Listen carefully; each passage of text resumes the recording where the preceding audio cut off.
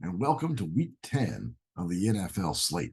Coming to you here on election week, this is President George HWTFL push after that push last week with the Chargers and the Falcons. We went 4-1-1, ran our overall season record to 31 wins, 16 losses, and 1 push. Now, someone once told me to always start your speech with a political joke, but I gotta tell you, I don't approve of political jokes. I've seen too many of them get elected. It's election week here in the United States of America, and here on this show, we're going to talk you through all the picks and propositions of the NFL slate. Without further ado, here we go, Week 10 in the National Football League. Game number 1, the Minnesota Vikings traveling to upstate New York to take on the Buffalo Bills. There's not a doubt in my mind that the Buffalo Bills are the best team in football. On a neutral field, I'm taking them over Kansas City. I'm taking them over an undefeated Philadelphia Eagles team, and I'm definitely taking them over this paper tiger Minnesota Vikings squad. But the Buffalo Bills are Joshua Allen. Their entire team is built around that man, his right arm, and the things he can do on a football field. There ain't any trends to help me on this one, but if I don't know if Josh Allen's going to play, I can't be laying a big number. Give me the Minnesota Vikings plus 5.5 points. Our second game of the slate is the Detroit Lions. They play their home games at Gerald Ford Field in Michigan. And let me tell you, they're 3-1-1 as dogs at 2.5 points this year. That's a good number. But I've got one more trend that's important for you. Do you, the American people, know how many points per game the Lions are scoring outdoors this year?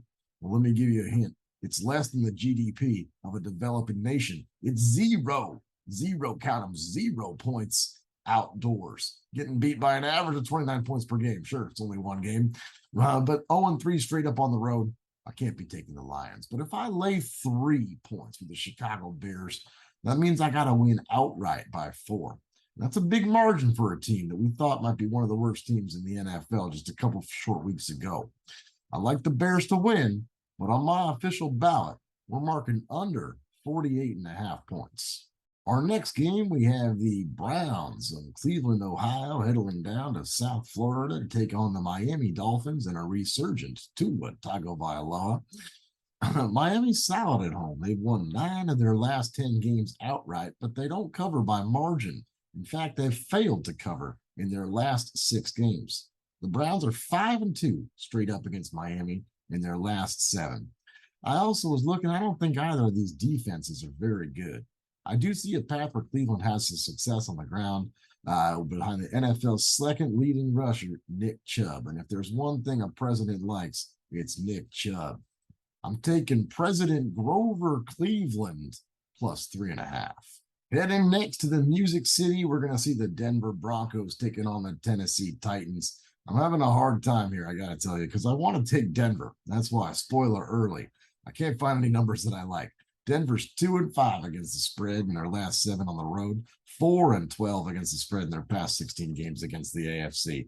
On the other side of the ball, the Titans have covered their last 6 contests. They're 4-0 against the spread in games against teams with losing records. But in this political game, let me tell you, sometimes you just got to trust the intuition. And I cannot have relations with any quarterback who completed only 5 passes last week. Sorry about that, Malik Willis. I'm looking for Denver to take me home on these country roads. Give me the Ponies plus 3. Heading into Sunday night, it's the Los Angeles Chargers coming to my hometown to take on the San Francisco 49ers.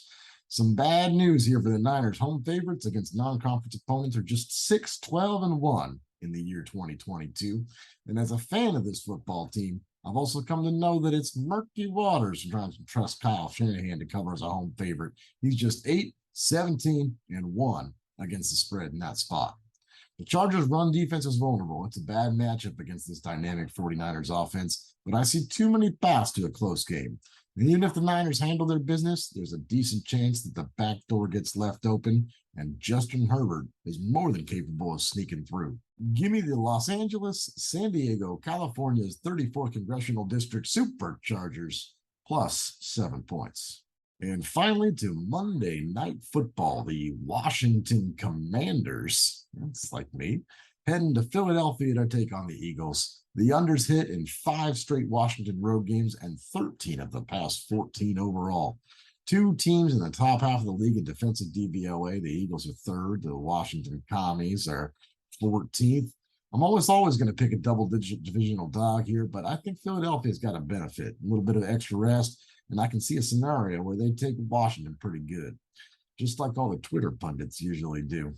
But if I move to the total here, I cover a lopsided Eagles win, and I get a scenario where Washington surprises some people and grinds out a close result. I'm looking to cover myself from as many angles as possible here, like my man William Jefferson probably should have. I'm going to keep riding. Not going to ride. I'm going to keep picking the under in these primetime games. We're going under 44.5 points. Ladies and gentlemen, that does it for the Week 10 NFL slate. Make sure to mark your ballots accurately and filled in completely with a number 2 pencil. Good luck to you with all your picks this week. God bless you, and God bless the gambling gods of the United States of America.